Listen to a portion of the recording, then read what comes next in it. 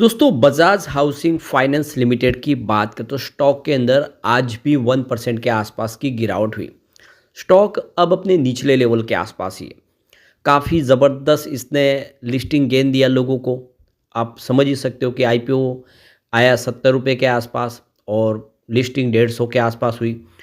188 तक इसने हाई भी बनाए, लेकिन अब स्टॉक फिर से 125 के आसपास है। अब यहाँ पे क्या संभावना बन रही है? सबसे बड़ी बात है, कंपनी फंडामेंटली कितनी मजबूत है? क्या ये जो प्राइस है इससे उम्मीद और बेहतर की जा सकती है? क्योंकि अब हमारे सामने रिजल्ट भी आएगा क्वार्टर 3 का। टाइम हो चुका है, 5 दिन बाकी है। तो यहाँ पे कुछ पॉजिटिव संभावना है, कुछ एक्सपर्ट का भी कहना है, उसको समझेंगे इस वीडियो के माध्यम से।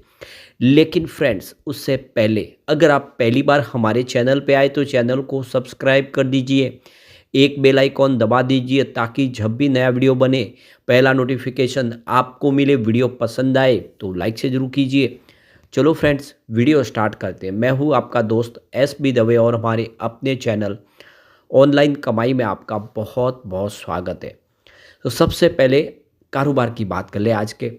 तो स्टॉक की शुरुआत तो आज पॉजिटिव हुई 127 पर, क्योंकि क्लोजिंग 126 के आसपास थी। परसों शुरुआत पॉजिटिव हुई, पर यही दिन भर का हाई है। यहाँ से स्टॉक आगे बढ़ नहीं पाया, 127 के आगे नहीं गया, दबाव बन गया बिल्कुल यहाँ पे। अब आप देख सकते हो इसके लॉक इन पीरियड भी खुल चुके हैं, तो जो बड़े इन्वेस्टर, एंकर इन्वेस्टर, वो भी वेट करते, वो तुरंत नहीं बेचते। वो सोचते हैं कि स्टॉक थोड़ा ऊपर जाएगा तब बेचेंगे, लेकिन उनका इन्वेस्टमेंट काफ़ी बड़ा है और जैसे वो उनको लगता है कि अब शेयर की प्राइस नहीं बढ़ेगी तो वो भी अपनी बिकवाली शुरू कर देते। तो अब देखो कि लॉक इन पीरियड खुलने के बाद उनके पास वो मौका है कि वो अपनी जो भारी भरकम क्वांटिटी है उसमें कुछ बिकवाली करें, जिसकी वजह से ये पूरा दबाव का माहौल बना हुआ है। नतीजन 125 का लो बना और क्लोजिंग भी निचले लेवल पर ही रही है, कुछ रिकवरी नहीं हुई, 125 पर ही 1.01% की गिरावट के साथ। उसकी परफॉर्मेंस अगर आप देखें तो देख सकते हो कि 11 दिसंबर को स्टॉक लगभग 142 के आसपास इंट्राडे का हाई था, यानी 140 से ऊपर अच्छा खासा ट्रेड कर रहा था। उसके बाद इसमें गिरावट का माहौल शुरू हो गया 12 दिसंबर से ही, और काफ़ी बड़ी गिरावट हुई 12 दिसंबर को। 6.52% की गिरावट ये क्यों हुई? क्योंकि लॉक इन पीरियड खुला। तो इस लॉक इन पीरियड के खुलते ही जो बड़े एंकर इन्वेस्टर उन्होंने भारी भरकम बिकवाली की, जिसकी वजह से स्टॉक गिरते हुए नीचे आया और आप देख सकते हो उसी दिन 132 हो गया 6.5% की गिरावट के साथ। और गिरावट यहाँ पे थमी नहीं, 4 दिन लगातार गिरावट हुई। तो 13 दिसंबर से लेके 18 दिसंबर तक इसमें गिरावट हुई और लगभग 4.5% की और गिरावट हुई। और ये इस सब देखो तो 11% के आसपास की गिरावट हुई एंकर इन्वेस्टर की वजह से, क्योंकि उन्होंने अपनी बिकवाली की। 19 दिसंबर को जरूर हमने पॉजिटिव क्लोजिंग देखी है, लेकिन स्टॉक तो लगातार नीचे ही आ रहा था। जो स्टॉक 140 के ऊपर था वो लगभग 130 के नीचे आ गया। उसके बाद 2 दिन और गिरावट हुई 20 तारीख और 23 तारीख को, जिसकी वजह से स्टॉक 125 के आसपास आया। 24 दिसंबर को इसमें 1% की तेजी बनी थी और आज उतनी ही फिर से गिरावट हो गई। यानी एक तरह से कह सकते हैं कि स्टॉक अब सीमित दायरे में ट्रेड कर रहा है और कुछ बड़े ट्रिगर का इंतजार कर रहा है। इसके सिंपल मूविंग एवरेज को देखें तो 5 डेज का आपको 127.09 दिखाई देगा। अगर हम बात करें 10 डेज के सिंपल मूविंग एवरेज की तो वो 131.28 के आसपास है और 20 डेज का सिंपल मूविंग एवरेज का 134.46 है। 50 डेज़ का सिंपल मूविंग एवरेजेस 134.47 है। फिलहाल आप देखें तो स्टॉक लगातार नीचे ही आया है। अब इसकी जो ऑल टाइम लो प्राइस है 124.95, और ये देख सकते हो इसी के आसपास आज की हमने क्लोजिंग देखी है। वैसे इसका जो हाई बना था वो देख सकते हो कि 18 सितंबर को बना था 188.45 का। आज बीएससी पे करीब 4.34 लाख शेयरों की यहाँ पे देखो ट्रेडिंग देखने को मिली। और ये देख सकते हो कि जो इस समय जो ट्रेडिंग हुई है यह पिछले 2 सप्ताह के एवरेज से काफ़ी नीचे है। जो देख सकते हो कि जो 2 सप्ताह के हिसाब से एवरेज अगर वॉल्यूम देखें तो वो 20.12 लाख शेयरों का था, जो घट के काफ़ी नीचे आया। इसका मतलब ये है कि अभी फ़िलहाल जो बड़े फंड हाउस है वो इसमें एक्टिव नहीं है स्टॉक के अंदर। और मार्केट कैप इसका 1,04,643.16 करोड़ के आसपास है। अब यहाँ पे वेल्थ मिल्स सिक्योरिटीज़ के क्रांति बैठनी का कहना है कि बजाज हाउसिंग फाइनेंस जो कंपनी की जो आप देखें ग्रोथ प्रॉस्पेक्ट स्टोरी काफ़ी अच्छी, लॉन्ग टर्म व्यू अच्छा है और काफ़ी आने वाले इसमें संभावना पॉजिटिव है। और देख सकते हो कि स्टॉक इस समय कंसोलिडेशन फेस में है। यहाँ पे अगर आरबीआई की तरफ से कोई रेट कट का अनाउंसमेंट होता है तो इसका फ़ायदा बजाज हाउसिंग फाइनेंस को देखने को मिल सकता है। तो ये देख लो कि इंटरेस्ट जो मार्जिन है उसमें इम्प्रूवमेंट देखने को मिल सकता है एनआईएम में शॉर्ट से मीडियम टर्म में। आरबीआई फिलहाल देखें तो जो रेट इंटरेस्ट रेट है वो अनचेंज है 6.50% के आसपास। और इसके पीछे वजह हाई इन्फ्लेशन, अभी भी महंगाई कंट्रोल में नहीं है, जिसकी वजह से देखें तो करीब 11वीं बार है जब उसको अनचेंज रखा गया है। तो देख सकते हो कि आने वाले समय अगर रेट कट होता है तो इससे फाइनेंशियल सेक्टर को मजबूती मिलेगी और बजाज हाउसिंग फाइनेंस के लिए भी बेहतर हो सकता है।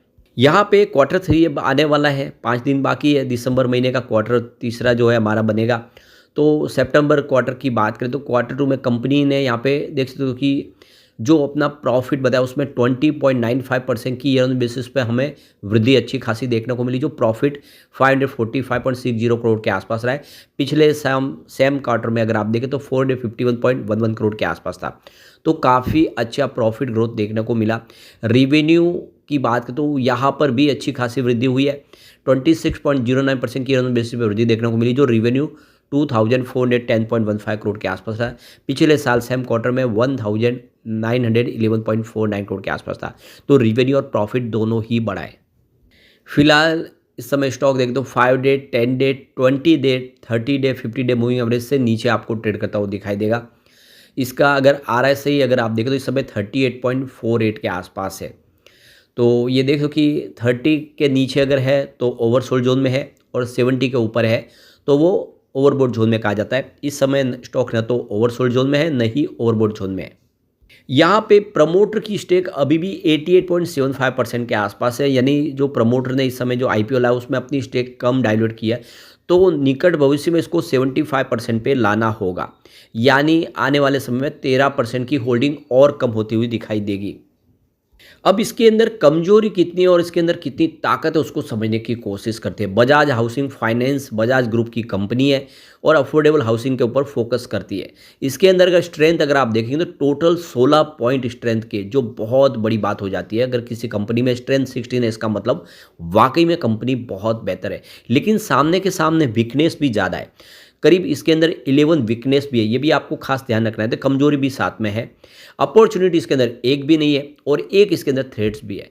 और अगर हम कमजोर पॉइंट को गिने तो 12 हो जाते हैं, लेकिन सामने 16 पॉइंट पॉजिटिव भी है। तो पलड़ा जो भारी है वो पॉजिटिव पॉइंट का ही है, तो इसमें कोई इतनी बड़ी चिंता की बात नहीं है। और जैसे कि अब देखें तो ये अपनी पेयर कंपनियों की तुलना में पी रेशो के मुकाबले थोड़ा हाई जरूर है, ये इसके लिए कमजोरी है। बाकी ओवरऑल अगर आप देखेंगे तो इसका प्रदर्शन काफ़ी बेहतर है और कंपनी का बिजनेस तो लगातार हर साल हर क्वार्टर में बढ़ ही रहा है। ऐसे में आने वाला जो समय बेहतर रह सकता है। और स्टॉक वैसे काफ़ी ज़्यादा करेक्ट भी हो चुका है, अपनी लिस्टिंग प्राइस से भी नीचे आ गया है। ऐसे में बाजार ने साथ दिया तो यहाँ पे काफ़ी बेहतर उम्मीद की जा सकती है। अभी फिलहाल बाजार तो दबाव में है और ये दिसंबर का महीना FI यहाँ पे नदारद है, वो फिलहाल हॉलीडे पे चले गए और वो आएंगे जनवरी महीने में। तब पता चलेगा कि वो क्या करेंगे, क्या फिर से खरीदारी शुरू करेंगे या फिर एग्रेसिव बिकवाली करेंगे, जिससे बाजार का रुख तय होगा। तो आने वाला समय बताएगा। फिलहाल तो इस समय स्टॉक भी कंसोलिडेट होता हुआ दिखाई देगा, क्योंकि इतना बड़ा वॉल्यूम भी नहीं हो रहा है, क्योंकि FI नहीं है इस समय बाजार में। तो ये 4-5 दिन ऐसे ही जाएंगे, फिर नए साल में ही देखने को पड़ेगा।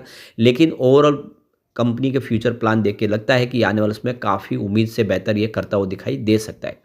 लेकिन फ्रेंड्स, कोई भी इन्वेस्टमेंट करने से पहले अपने फाइनेंशियल एडवाइजर से एडवाइस ले ले या अपना खुद का रिसर्च करें, क्योंकि मैंने वीडियो आपके एजुकेशनल पर्पज के लिए ही बनाए। वीडियो पसंद आए तो लाइक से जरूर कीजिए और चैनल को सब्सक्राइब कर दीजिए। Thank you friends.